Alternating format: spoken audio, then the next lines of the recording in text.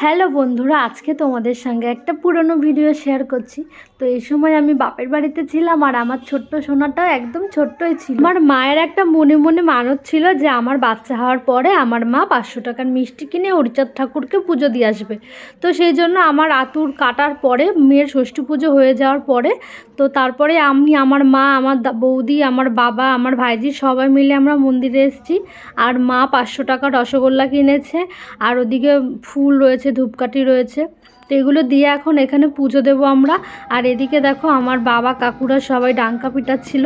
তো তারপরে পুজোটা আমিই দিচ্ছিলাম, কারণ মা আমাকে বলল যে তোর বাচ্চা তুই দে, তো সেটাই ভালো হবে।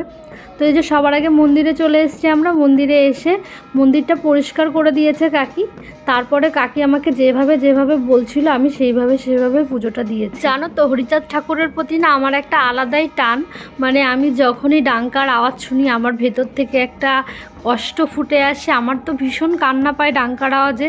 তোমাদের কাদের কাদের এরকম ডাঙ্কার আওয়াজে কান্না পায় আমাকে কমেন্টে কিন্তু অবশ্যই জানিও। যে দেখো আমি এখন ঠাকুরের গলায় মালা পরাচ্ছি। আর ঠাকুরের গলায় যখন মালা পরাচ্ছিলাম আমার ভীষণ ভালো লাগছিল। আর জানো তো, পুজো দেওয়ার পরে আমার মেয়েকে নিয়ে ঠাকুরের কোলে বসিয়েছিলাম, মানে ঠাকুরের কোলে দিয়েছিলাম। আমাকে কাকি বলেছিল যে ঠাকুরের কোলে দে একটু তোর বাচ্চাকে, তো দিয়েছিলাম। আমার ভীষণ ভালো লাগছিল সত্যি কথা বলতে।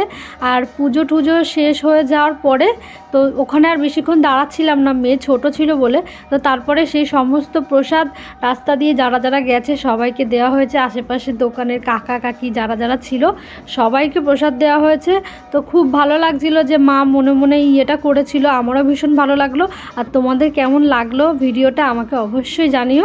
তো আবারও দেখা হবে নতুন একটি ভিডিওর সঙ্গে। টাটা।